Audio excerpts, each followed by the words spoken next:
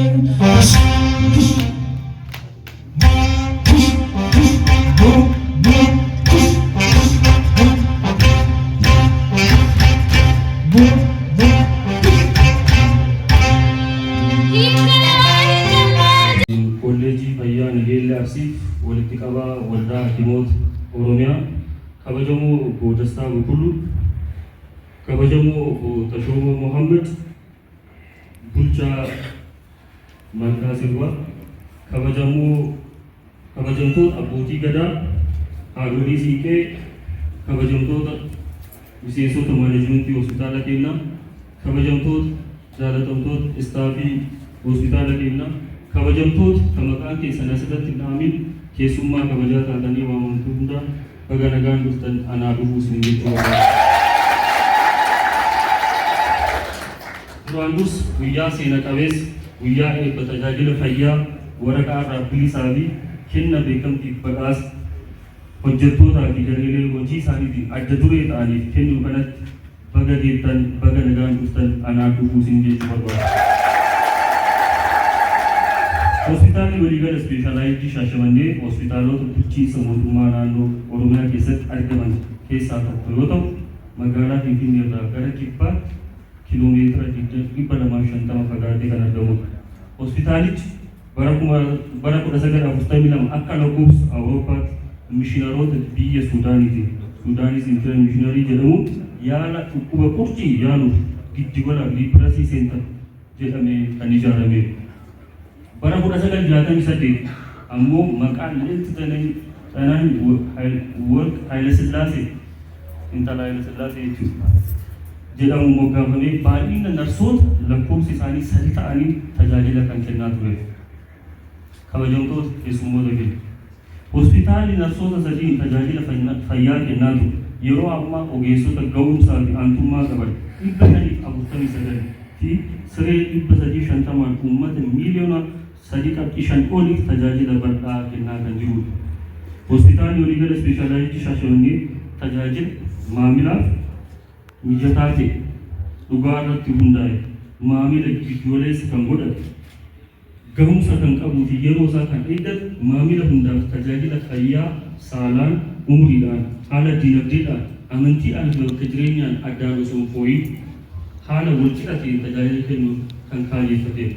Kanaanis kaayyoo kana galmaan ga'uufis hojiilee gurguddaa hojjechaa jira. Bara 2017 keessatti hojiilee milkaa'oo fi hojii gurguddaa hojjenneerra. Keessattuu yaala deddeebi'anii tajaajila yaala deddeebi'anii yaaluutiin bara 2017 keessatti dhukkubsataa 170 waliif tajaajila kennineera. Kanneen keessa dhukkubsataa 14,000 kan ta'an tajaajila ciibsaan yaaluu dhaqqabuu dandeenyeera. Guddinni teekinooloojii fi kenni tajaajila fayyaa walitti hidhamiinsa cimaa kan qabu ta'uu waan gaafamu miti. Tajaajilli fayyaa teekinooloojiin deeggaramuun kennamu ammoo qorannoo fi yaala dhukkubsataa godhamu irratti bu'aa buusaa jira. Maashinii imeejing CT scaanii fi maashinii laaboraatoorii biiroo fayyaa Oromiyaa irraa arganne akka fakkeenyaatti fudhannee rakkoo dhala namaa furuu keessatti shoora olaanaa taphataa jiru. Dabalataanis maashinii CT scaanii hanga ammaatti dhukkubsataa 9,000 oliif tajaajila kennee jira. Kanaanis dhukkubsattoonni tajaajila sirrii akka argatan gochuu cinaatti hawaasni baasii hin malleef akka hin saaxilamne gochuu danda'ee jira. Gama biraatiin tajaajiloota kaffaltiin itti raawwatamu kan akka niikuu, maalnutriishin, riiproosii fi kan kana fakkaatan hojii boonsaa hojjechaa jiru. Bara darbe kana keessatti qofa daa'imman hanqina nyaataa qaban 1,100 waliif tajaajila ciibsilee wal'aannee jiru. Dhaqqabamaa gochuuf tajaajiloota addaa kan akka forensiik meedisin eegalsiisuun hawaasa keenya baasii hin malle irraa baraaruu dandeenyeera. Hanga ammaattis keezii 152 qorannoo reeffaa gaggeessinee jira.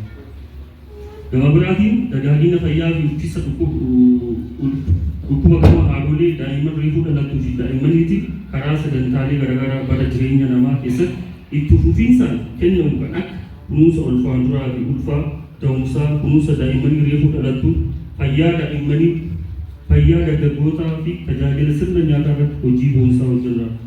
Kabajamtoota keessummoota keenya. Akka duudhaa Oromoo ganamaa sirna gadaa keessatti hawaasa umriidhaan qoodamee tajaajila hawaasaatiif kennu. Yaadama hojii hawaasaatiif gahee taphachuu sirna gadaa Oromoo keessatti jiru bu'uura godhachuudhaan mootummaan naannoo Oromiyaa gahee lammii tajaajila kabajamoo Dr. Boqonnaa Guutaa itti aanaa hoogganaa biiroo fayyaa Oromiyaa, kabajamoo Dr. Bishaa Balaakoo itti aanaa hoogganaa biiroo fayyaa Oromiyaa, kabajamtoota miseensota maanajimentii biiroo itti gaafatamaa kolleejjii saayinsii fayyaa fi hojii gaggeessaa hospitaala waliigala Dr. Guddataa akkasumas kabajamtoota hirmaattota sagantaa kanaa hooggansa sagantaadhaan jirtan pirootokooliin keessanii akkuma eegametti ta'ee kabajamtoota abbootii gadaa hawwan siinqeekee kabajamtoota istaafii hospitaala waliigala ispeeshalaayizii Shaashamannee dadhabbii guddaa keessa darbitanii hojii boonsaa aragalfii hawaasa keenyaaf miira uummatumaatiin naamusa ogummaa sagantaa baay'ee kabajamaa fi ulfaataa ta'e sagantaa jalqabsiisa tajaajila waraqaa irraa bilisaa fi kenna beekumtii fi asitti wal geenye anaa dhufuu baga nagaa dhuftan jechuu barbaada.